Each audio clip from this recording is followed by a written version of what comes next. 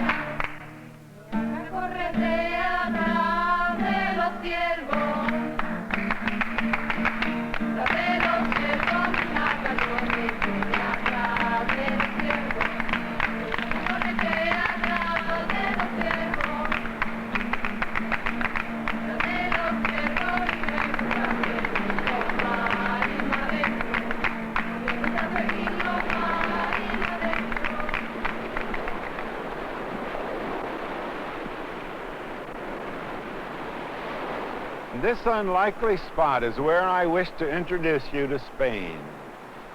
I'm James Michener. Almost 50 years ago, as a young man, I first walked onto the shore of the Iberian Peninsula right here. This small beach is in the town of Burriana on the eastern Mediterranean coast of Spain, some 50 miles north of Valencia. This was my first look at a country that would consume my interest for nearly half a century. While a student in Scotland, I shipped as chart boy aboard a Clydeside freighter that brought back oranges from this beach to the marmalade factories of Dundee. The ship captain let me ride ashore on an orange. He joined the ship a week later. And so, in 1932, I came ashore here and stood awash in my dreams in Spain.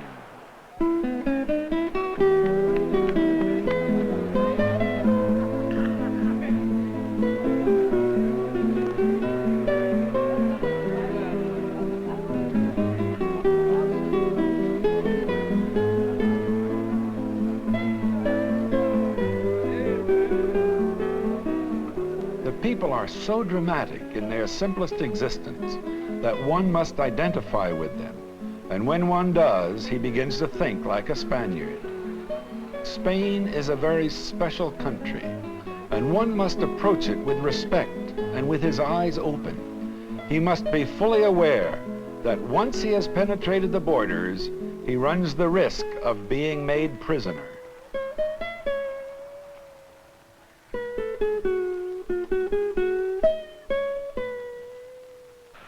This Roman aqueduct in Segovia is 2,000 years old.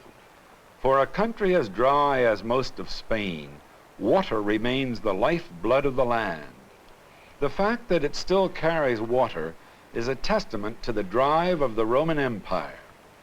This section, built in the reign of Augustus, is 90 feet high, double-tiered, without one drop of cement or binding element.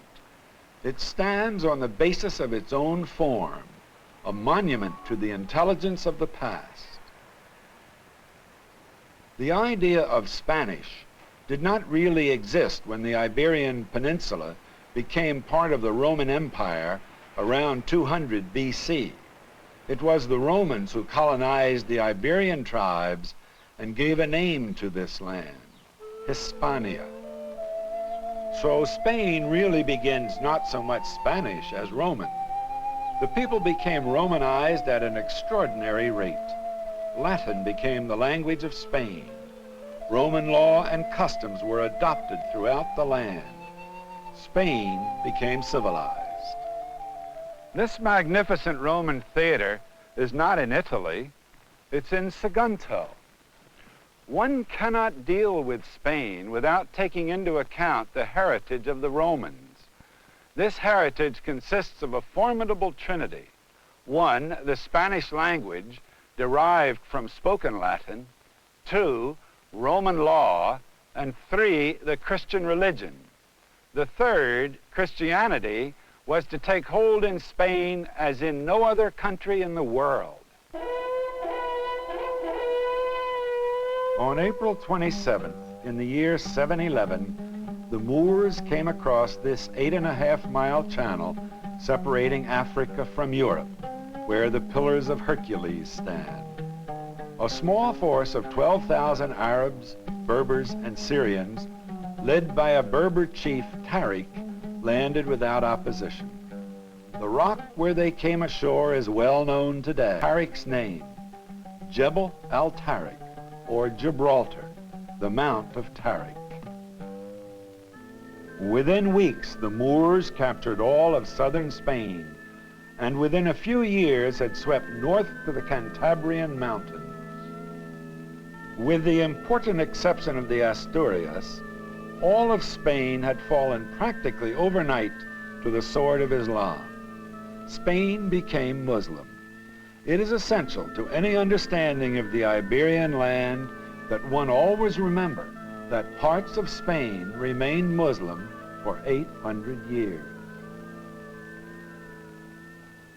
And yet, such is the wash of history that time and war have long since destroyed almost all the monumental evidence of Muslim Spain. This is Cordoba, and it was from this Roman bridge that I first laid eyes on the great mosque, the centerpiece of Muslim Cordoba that has survived to this day. The immensity of this place. There are 850 pillars in here, a forest of onyx and jasper, marble and granite. Muslim rule in Spain was never like that of Rome, with a strong centralized government. Damascus was far away, and the Arabs were never as organized or as efficient in government as the Romans. Here in Granada, the end came for Islam on the Spanish peninsula. From the outside, it's not very imposing, but once inside those walls, one enters the world of Islam as in no other place in Spain. One of the wonders of the world? Perhaps, but certainly a delicate weaving of unsurpassed architecture, the Alhambra. The surviving palace of the Moorish kings. What pleases me most in these buildings is the subtle manner in which one memorable room leads quietly into the next, as if an intricate musical composition were unfolding. One moves through this place as if he were in a dream, in which one gentle surprise lures him on to the next.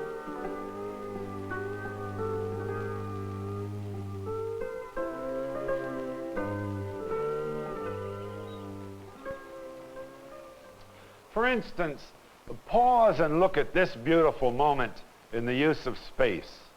When I first studied these two doors, everything about them seemed wrong.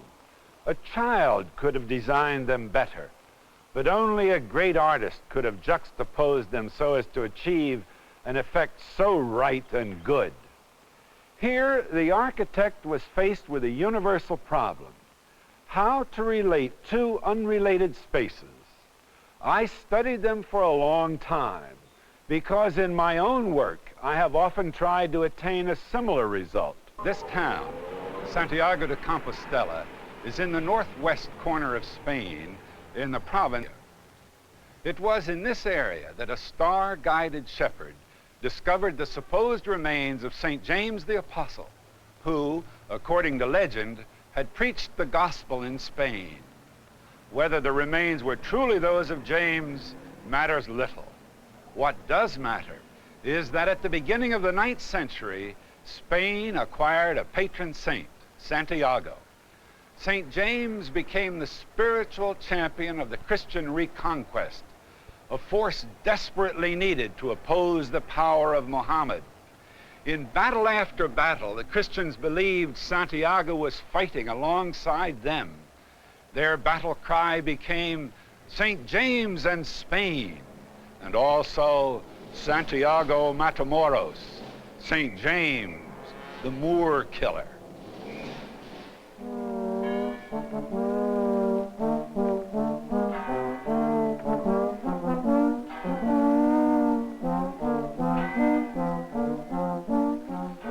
Near the site of the miracle grew up the city of Santiago de Compostela, field of the star, with a church to house the holy relic. The first structure was destroyed by fire, and in the 11th and 12th centuries was replaced by the cathedral, which survives today. Here, displaying the cockle shells that distinguish them as pilgrims of Santiago, flocked the penitent of Europe.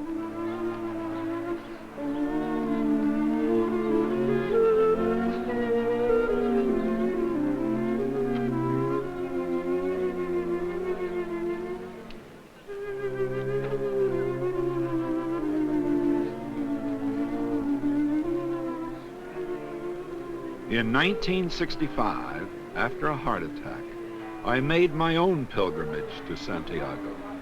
For many reasons, I had wanted to see Santiago. Chaucer wrote about it. The wife of Bath, I think, had made a pilgrimage to Santiago. And I thought it was high time I did. And then, I doubt I ever would have, because it is off the beaten track. And then when I got knocked out, as I was recuperating, I thought, gee, that's what pilgrimages were all about. You either did some hideously crazy jail or a pilgrimage to Santiago, or you needed to get square with the Lord before you turned in your chips and you went to Santiago. I went there under the old impetus of trying to get things squared away. It's a marvelous place. Over the years, the Pilgrim Way from Paris, or the French Road as it came to be called, became a channel through which cultural influence from the outside world entered Spain. For the next 8 centuries, Spain was a mixture of Muslim Christian influences, with the Christian kings in peace and in war always pushing south, reclaiming towns and cities in the name of Christ. The Catholic kings, Ferdinand and Isabella. Together they completed the reconquest of Spain. They are Spain's most formidable royalty. Indeed, it's believed that Ferdinand is the archetype of the successful, cynical ruler in Machiavelli's The Prince. The more one studies Isabella, the more one understands her contribution to Spanish history. War, the presence of Muslims on her soil, and the philosophical upheavals of the age confronted her. But one by one she triumphed over them, leaving when she died a kingdom on its way to solidity where before there had been only a hollow crown. 1492, a pivotal year in the story of Spain. On Friday, the 2nd of January in 1492, the Catholic kings, Ferdinand and Isabella, drove out the Muslims. The Moors surrendered outside the walls of the Alhambra, marking the end of 8 centuries of Muslim rule in Spain, 800 years of Islamic influence in Spanish life.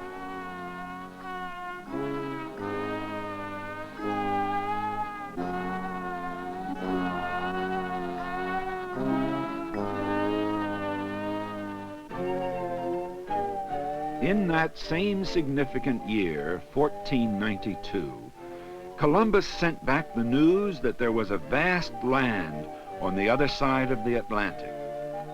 And although it meant little in 1492, in a very short time, that discovery would thrust Spain out of its peninsula and into the role of empire builder.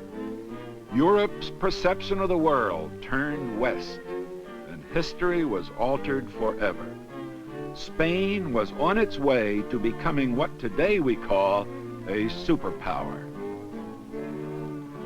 Cortez took possession of Mexico, and Pizarro occupied Peru.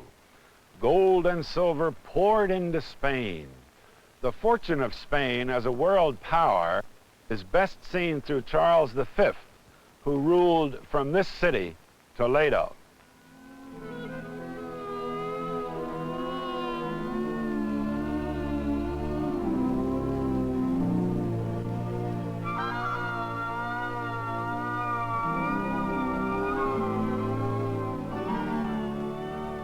We're in the Museum of Santa Cruz, and this is Charles V. He succeeded Ferdinand and was elected Holy Roman Emperor in 1519, and thus became master of the New World. In his person, the Habsburg family ascended to the Spanish throne, which it would occupy for 200 years, 1517 to 1700. 1 century of greatness, 1 century of decadence. During the 40 years of his reign, Charles V, a man of war and a great politician, succeeded in surmounting all obstacles and imposing his authority. To understand this period would be to understand the movements that formed modern history and the men who made that history happen. Francis I of France, the most cunning. Henry VIII of England, the most determined. Suleiman of Turkey, the most glorious. Martin Luther, the most profound. Ivan IV of Russia, the most violent. Akbar of India, the finest human being. Charles V of Spain, who excelled in nothing, but who commanded most of the world. It was the 16th century. These men were titans, and they tore the preconceptions of their narrow worlds to shreds. They were builders, and when they died, they left their nations a legacy of accomplishment. They were warriors who defended their realms and extended them. They were patrons of the arts and left their cities richer and their universities improved. Some were good administrators and set patterns which determined the future conduct of their lands, and all were men who wrestled with great forces. A cardinal fact about Charles is this. Although King of Spain, he was rarely in the country. His preoccupation was always with the other parts of his empire, and he allowed the internal government of Spain to drift. While still possessed of full powers, he voluntarily resigned as emperor and turned his scepter over to his son, Philip II. But by then, Spain had already begun its downhill course. The end of an era was marked by the defeat of the Invincible Armada in 1588. Philip had been stung over and over again by the growing power of the English Navy, led by Sir Francis Drake. Half his fleet and 2/3 of his men.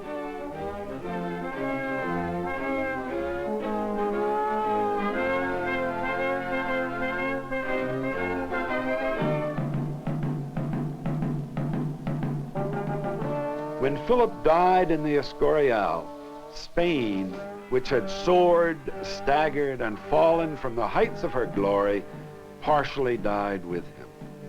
In the years that followed, Spain continued to decline.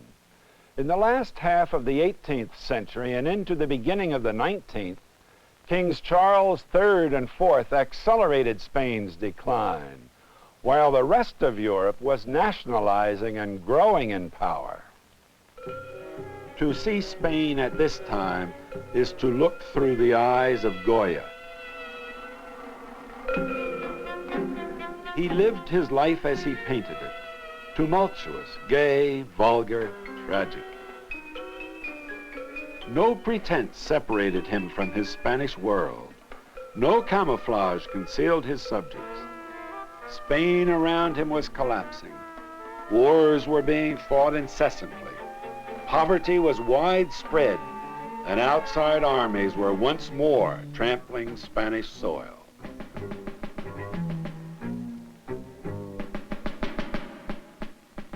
This is Madrid, May 3rd, 1808.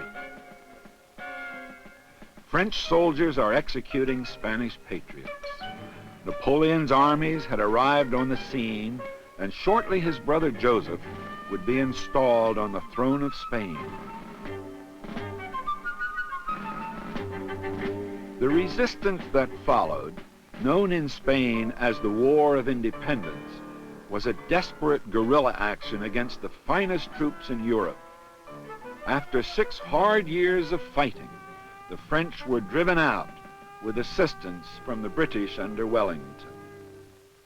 Free from oppression, Spain continued to founder in internal strife. After an attempt to establish a republic in 1873, the monarchy was restored 2 years later. Now the remnants of Spain's once massive colonial empire in the New World began to pass into the hands of the United States. For the next 50 years into the 20th century, Spain was trying to catch up with Europe's rush to modernize.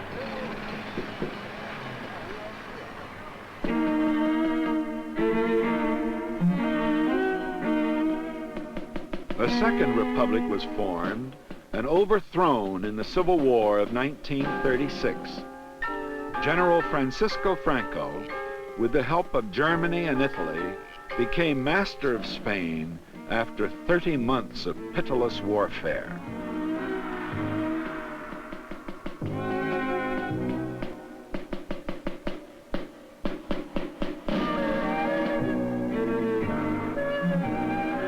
From then until just recently, Spain traded monarchy for dictatorship. In 1977, with Franco dead, these Spaniards cast their ballots for the first time since the Civil War of 1936.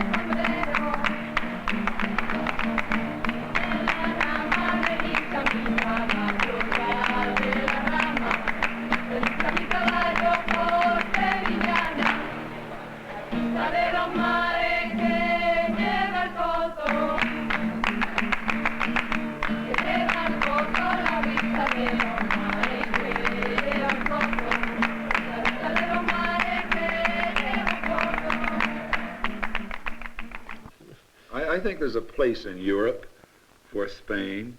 I think there's a place in the world for the self-driven Spanish character. I can hear him now, the young man of the village, setting forth, in trouble with everybody, but at the end of the day, viva yo, hooray from me. I'll handle that one tomorrow. I love that aspect of Spain. I'm James Michener.